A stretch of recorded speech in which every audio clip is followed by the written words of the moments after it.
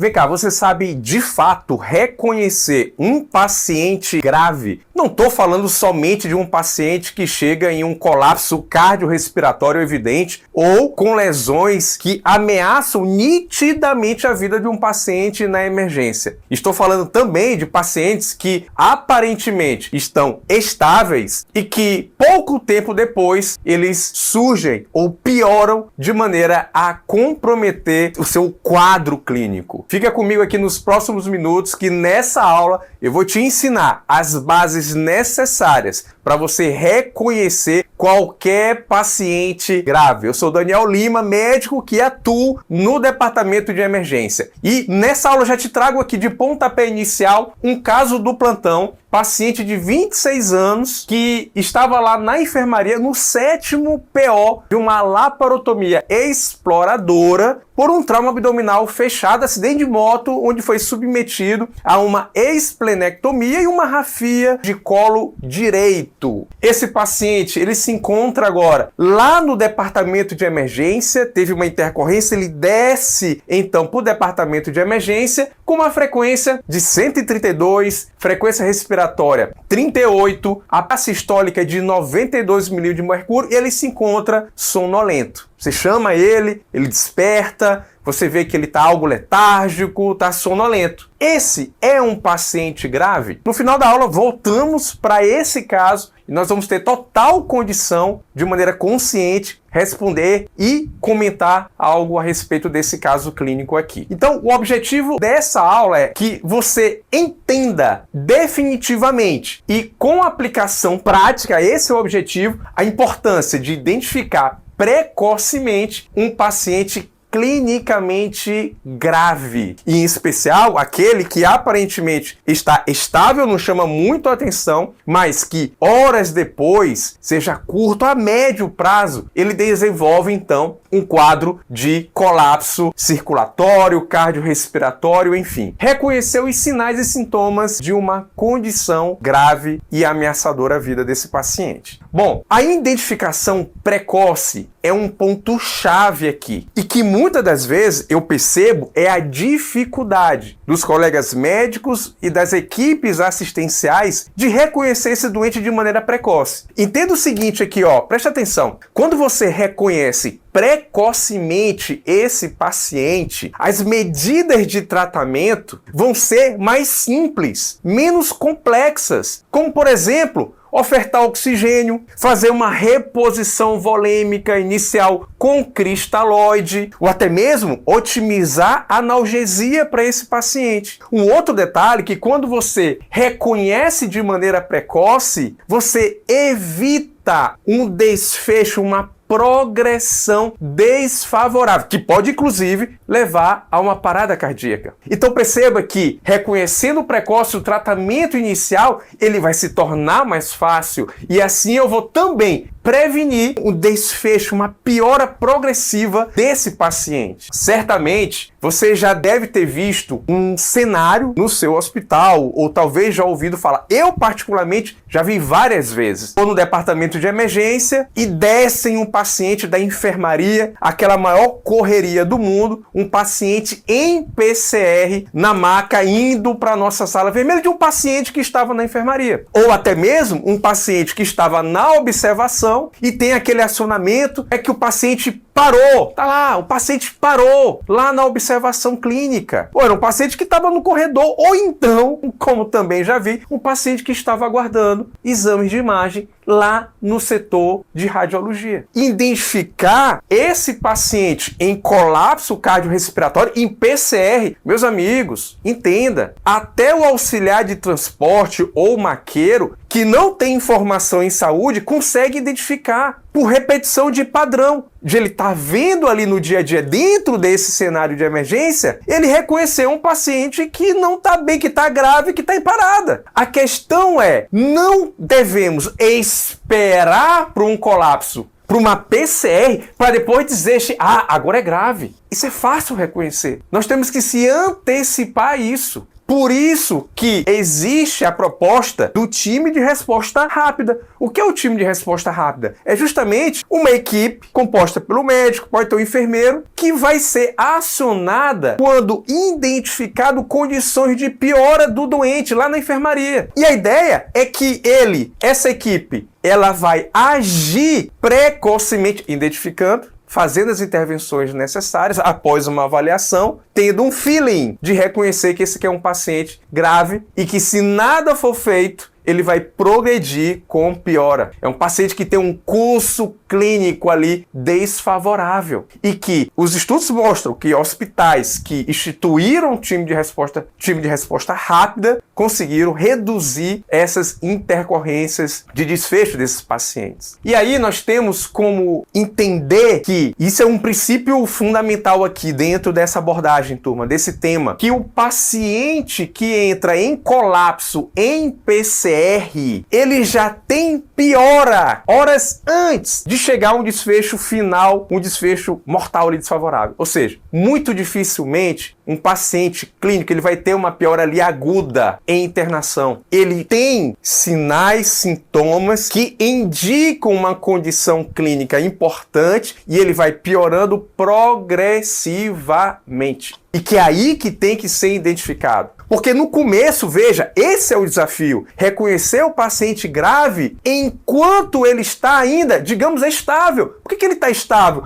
Porque a reserva fisiológica dele está compensando aquele agravo agudo. E os sinais podem ser sutis, podem ser sinais e sintomas que sejam inespecíficos. Mas temos sim condições de reconhecer esses sinais e sintomas e poder, então, intervir, evitando a piora desse doente. Vamos seguindo aqui, ó. Então, como que eu reconheço? Eu tenho que fazer uma boa história clínica desse paciente, eu tenho que fazer um exame físico dirigido, direcionado, ou até mesmo um exame físico completo, dando atenção a nuances desse paciente. Eu tenho que verificar como que está o comportamento do doente, como é que está o aspecto do paciente, comparar isso com uma evolução. O que a gente faz? Evolução. É para comparar o estado do paciente de um dia para outro, de um momento de um exame para outro. Muito cuidado com evoluções Ctrl+C, Ctrl+V na era de prontuário eletrônico. Muito cuidado com isso. Cheque o doente. Compare como ele estava antes. Isso é fundamental. Assim como eu tenho que avaliar aqui os ABCs, né? O comprometimento respiratório, como que está o padrão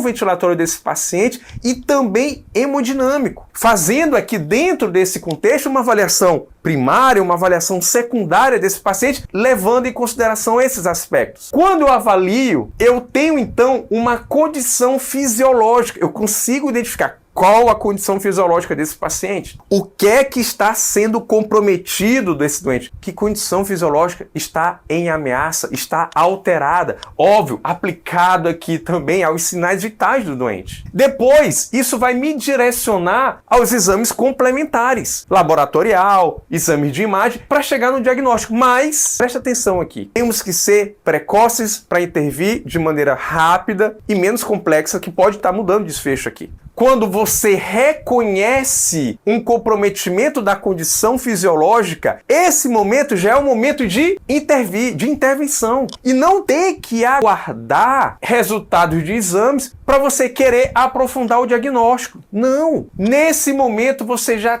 tem que agir. Você já tem que construir esse teu feeling no raciocínio clínico, reunindo essas habilidades, identificando qual é a condição clínica do doente que você precisa intervir, interrompendo essa progressão de piora do paciente. E aí nós temos alguns detalhes aplicáveis que são critérios fisiológicos agudos. Sinais vitais, eu lembro muito bem, na enfermaria era impressionante, tá?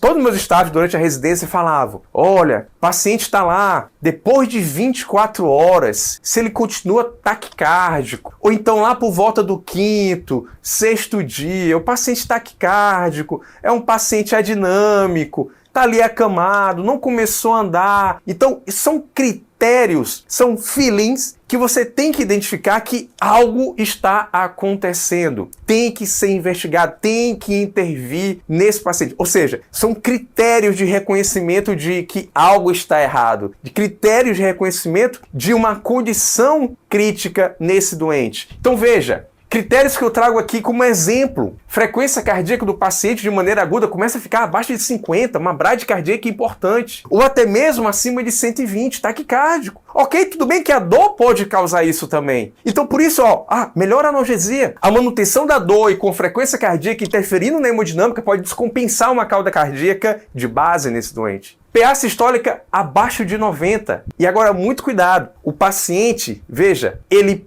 pode ter uma hipotensão sem necessariamente ele estar a PA sistólica abaixo de 90. Se o doente ele tem uma diminuição mais de 40 milímetros de mercúrio da sua PA sistólica, isso pode ser uma hipotensão já, digamos, relativa. Outra, frequência respiratória abaixo de 10 ou acima de 30. E o aspecto clínico do teu paciente. Avalie isso. Isso são critérios importantes para ser aplicado. E uma observação aqui, mesmo os sinais vitais normais podem ser indicadores precoces de deteriorização iminente, se estes sinais diferem de medidas prévias. Então pega um paciente que ele é hipertenso, e que as medidas de pressão arterial dele, habituais e prévias, ficam em torno ali de 150 a 100. E aí, de repente, o paciente agora está 120 por 80. Algo está errado aqui. Veja, uma mudança do padrão prévio, embora a pressão arterial dele esteja aparentemente normal. Isso tem que ser reconhecido quando eu comparo e avalio isso. Outros critérios que podem ser utilizados aqui, taquipneia, turma, o aumento da frequência respiratória. Presta atenção aqui. O aumento da frequência respiratória é um sinal isolado clínica de um doente, de uma condição grave desse paciente. E que a taquipneia, ela pode me dizer de uma condição ventilatória, ela pode me dizer de uma condição sistêmica, uma sepse, por exemplo, ou pode me dizer de alguma alteração metabólica. Vejam como é sutil a importância de você exercitar essa tua visão clínica do paciente. Se você está gostando dessa aula, desse conteúdo, eu te convido a se inscrever aqui no canal, assim como também clicar nesse joinha e compartilhar essa aula para o maior número de colegas médicos, colegas profissionais que atuam na emergência com paciente crítico, para que a gente possa alcançar com conteúdo de qualidade, aperfeiçoamento dos profissionais e assim melhorar a nossa assistência e fazer diferença lá na ponta, justamente dando a melhor assistência aos nossos pacientes. Eu tenho certeza que esse conteúdo vai fazer diferença no teu dia a dia quando você então aplicar. Então faz essa interação, manda a tua pergunta, é importante eu ter esse feedback para fazer sentido todo esse trabalho aqui, contribuindo e compartilhando gratuitamente conteúdo aqui na área de emergência e trauma e de atendimento nestes cenários. Olha só, outro aspecto aqui importante, gasometria, você avaliar a acidose metabólica. A acidose metabólica é um dos critérios também fundamentais que indicam um doente que tem uma condição crítica em curso, um agravo em curso. Valorize isso, dê muito atenção. Então perceba que são etapas de avaliação, é construir um mindset de observação, o que valorizar para poder intervir. Então lembre-se então da gasometria arterial. E aqui eu trago para vocês, revisando pontos chaves, identificação precoce vai reduzir piora do doente, você vai conseguir intervir de maneira mais rápida, mais simples e mudar desfecho. As manifestações clínicas de condição crítica iminente são geralmente não específicas, mas você tem que valorizar frequência cardíaca, frequência respiratória e dar uma olhada na gasometria, na acidose metabólica. Reconheça a condição fisiológica e intervenha logo rápido. E a avaliação detalhada, sim, sempre vai ser muito importante. Essas são as bases de reconhecimento de um paciente grave, em especial aquele paciente que aparentemente está estável e progride com grande piora. O nosso doente lá do caso que eu trouxe para você, ele tá aqui, lembra? 26 anos, estava lá na enfermaria da cirurgia, desceu para o departamento de emergência com esse quadro aqui. Com base no que nós já vimos nessa aula, de fato, esse é um paciente grave e hipótese que a gente pode aqui entender é justamente comprometimento respiratório e hemodinâmico. Reposição volêmica nesse paciente, uma avaliação detalhada, pensar em sepse nesse paciente, sepse de foco abdominal. Será que temos aqui um abscesso intraabdominal, uma sepse intraabdominal? Agir rapidamente. Esse é de fato um paciente grave que poderia ter sido reconhecido precocemente e talvez, provavelmente, evitado esse cenário clínico mais crítico e a chegada dele novamente ao departamento de emergência. É aprendendo e aplicando com casos reais do meu plantão para o seu plantão através de uma aula construindo educação médica de qualidade. Meu convite sempre, já sabe, é o Bora Salvar.